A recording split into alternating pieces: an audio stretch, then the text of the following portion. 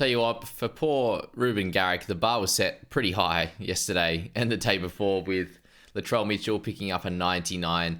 Then my other selection, thankfully, told a lot of people to get on him.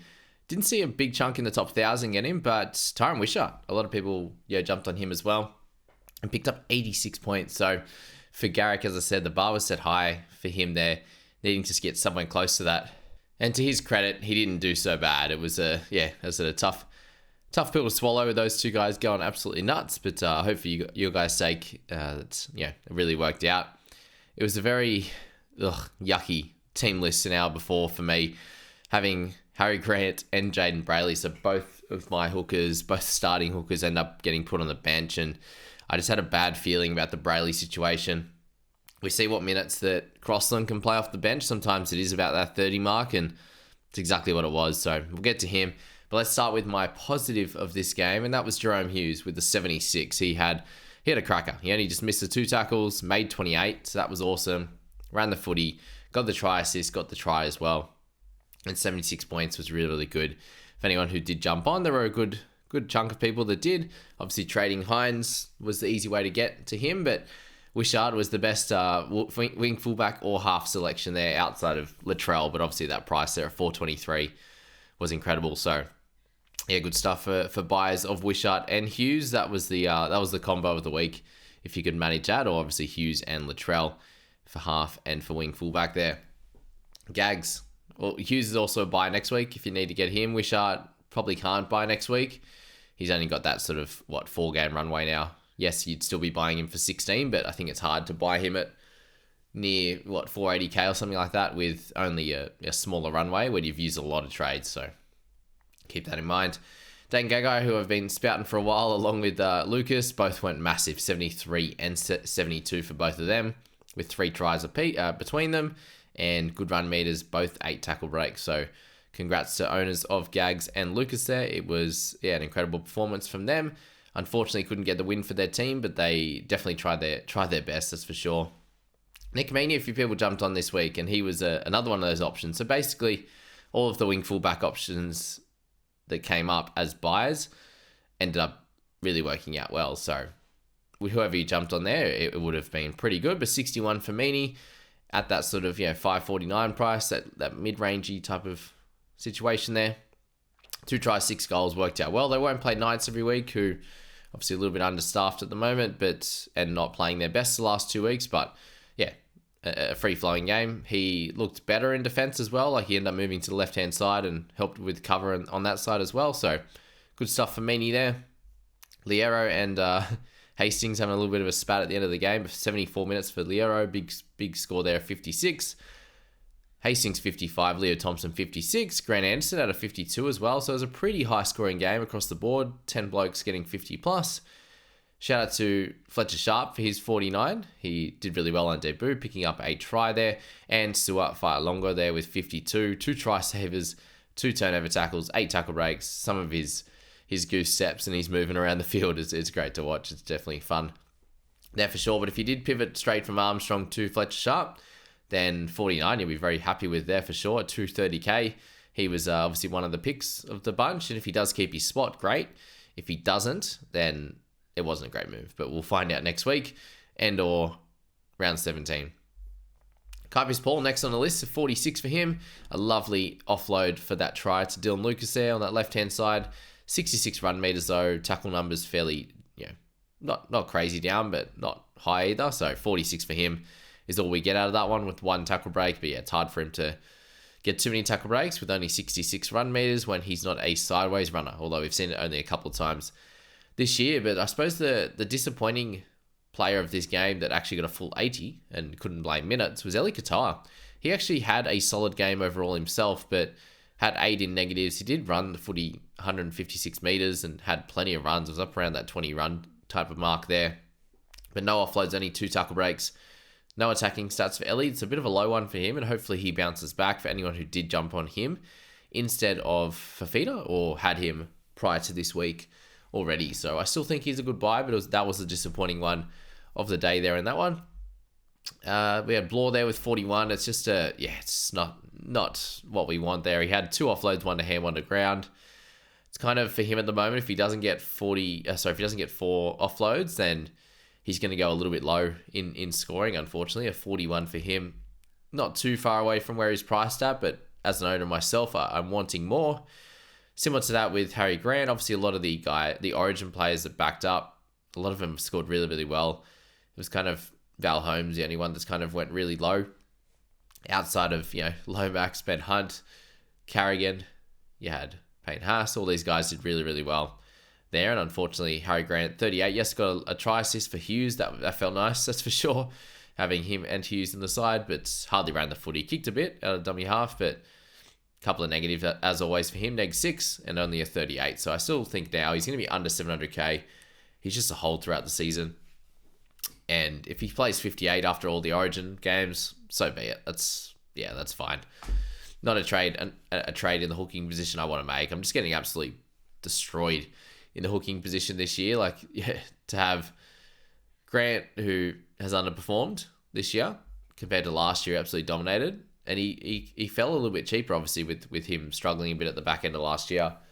Picked up Brayley, and he's had 2 of these games now where he's just got smashed for minutes. Had the Lustick situation. And now everyone's on hands, and I'm going to miss out on that one. By choice, I'm going to miss out on that one. And he's going to average 50 or something stupid for everyone that's jumped on there, which is going to be, the hooking position is just the one spot that's cooked me this year. Outside of that, I think I've been fine, but hooker, not so much. Elliott, 36, just all over the shop, man. He goes 75 last week in similar minutes into 36 in 59 minutes. So he's a roller coaster. You got to hold on to it, at least for next week as well, given we've got a lot of mids out, and then you can make a decision from there. Coates with 34, Kamakamika with 31, and Crossland, 30 there in 67 minutes. Still missed 6 tackles, so yes, he offers a little bit in certain situations, but still missing tackles in that there. We had Welch there with 28, Twyla with 26, Frizzell 22 and 80 minutes. So yeah, Simbin as well. He didn't offer too much in this game, which you would have hoped he would. Not sure if Best is back next week, Lucas will end up back on that edge, I'd imagine. But yeah, Brayley, 31 minutes. Obviously, there's a lot of tries when he was on as well. So 21 in that time. He ran for 24 meters and 19 tackles. So not super ideal at all for Brayley. Really worried about next week. They play on Sunday again, and he could be benched again. So we'll have to wait for team lists and decide, because that's, if he's getting benched, we can't play with that. But they didn't win either. So I just can't believe that he was the guy to get pushed back to lower minutes. He's the captain. They won 4 in a row before last week, and then they lost, and then they decided they were going to change it. But I'm not sure. Not sure on that one, if that's the right decision or what, but it's annoying for my team. Greg Marzou with 18, just not having a year at all. He hasn't looked his best, and definitely don't be buying him from now. If you own him, hold for 1 more week and then decide next week. But yeah, not ideal. All right, let's move on to the second game of the day there. Panthers up against the Eagles. Well, it was the left winger show in this game here. Panthers up against Manly, with To'o getting 3, Tommy Talau getting 4. Incredible. And Tommy Talau was actually another one I put out the other day as a little bit of a smoky as well. He'd been brought in by sort of 0.5% of people in that wing fullback slot, and I thought, well, he's actually playing fairly well, and they're giving him decent ball, and it's kind of working out all right. And for him, 75, 4 tries in this. He looked really good again. To'o was absolutely incredible. 13 tackle breaks, 3 tries, 4 line breaks following Origin. Another ton. So our 2 New South Wales wingers have come out and shown that they'll be playing Origin again next game for them in a couple of weeks. So very, very impressive. Dane Laurie came out with 344 meters, so just following on from Dylan Edwards, doing great things. After his low one last week, he really turned it on this week here and showed what he can do, running the footy with 9 tackle breaks, a line break, and a try assist there. Congrats to Liam Henry again, going over for a meaty. 2 tries in sort of a matter of 3 weeks now, or something like that. Crazy. No, 2 weeks now. 2 and 2 for Liam Henry. 65. Oh, no, last week he didn't score, did he? It was the week before. I don't know. There was a week there he scored. Big tackle numbers in round 13. But yeah, 65 in 42 minutes. He's a freak. Runs the footy really hard too. Like he doesn't miss out, that's for sure. But yeah, 65 for him. Isaiah Yeo, 61. I mentioned him as a really solid buy again heading into this week, and a captaincy option. And few people laughed at me in the comments, but still played 67 minutes. He's not going to be a massive minute guy in Origin, so even if he gets this little break in games, he's going to score well because he knows he's going to get that little bit of a break. He doesn't have to go as hard for that full 80. So picked up a line break as well, a couple of tackle breaks with that one for 61. It was awesome stuff from him. Jerome Luai continuing to show his form at 7 with Cleary out, and it's working really well. Along with that, Jack Cole, 59. He manages to keep his spot in this side over Schneider and 2 try assists, 29 tackles. This is kind of what I was expecting from him. He definitely underperformed in that first game that he got, and since then he's been awesome. So congrats to owners of him. Another one I'm not on, but yeah, it seems like anyone I'm not on this week, except for Koula. So I'm thankful for that. Went absolutely bonkers. So there you go. Some good scores again, sort of 10 or 12 scores over 50 there. And then you got Taruva there with 56, 2 tries for him, did really well, 230 meters. Garner with 55 in 58 minutes. He's turned on the PPM somehow this year, which has worked out. Ruben Garrick couldn't kick the ball off a tee, but looked great running the footy. Did miss a bunch of tackles there, 6 of them. But outside of that, he was terrific. 209 meters, 6 tackle breaks, 2 offloads, the line break, try assist, line break assist as well. Just doing everything, and they are going and hitting him early, and he seems to be getting through that first defender or doing something well there, and then he's working really hard out of trouble also for Ruben Garrick. So very, very impressed with him. Very happy to have bought him in the end. It could have been a disaster if it was Latrell or Garrick, and Trell went 99, Garrick went like a 30. That would have been a disaster, or if he got injured, but he got 54. He got through the hard game in Penrith, so I'm very, very happy with that. And owners of him should be. You've got through the hard games now. It opens up, which is awesome. So, yeah, happy. Now, as a Garrick owner, in the end, I'm more upset with the Brayley situation now. I've moved on from Latrell and moved on to Brayley and Grant's scores. But, yeah, been upset with Grant's scores most of the year, to be fair. Ben Trebojevic, 53. Lindsay Smith, 52 there. The lovely try-saving effort, which could have been a try assist to Garrick with a Waddell try, but it wasn't to be. Mitch Kenny was flying. I think he was 30-odd in 20-odd minutes. Ended up 51, so solid there. Has made up a fair bit of his losses that he had. Fisher Harris back down to normal minutes of 44 with a 47, though. Great PPM. Sorensen with 39. It actually ended up pretty good because it was looking pretty dire at one point. I think with 50-odd minutes in the game, I think he was on 16 or 17, something low like that, and he ended up turning it on with a couple of offloads and a turnover tackle there, so that worked out okay. Not super ideal, but good to see him getting 80 minutes, obviously without Liam Martin there as well. That was going to be. Luke Brooks, not too bad of a game for him. He started pretty well, had a try assist.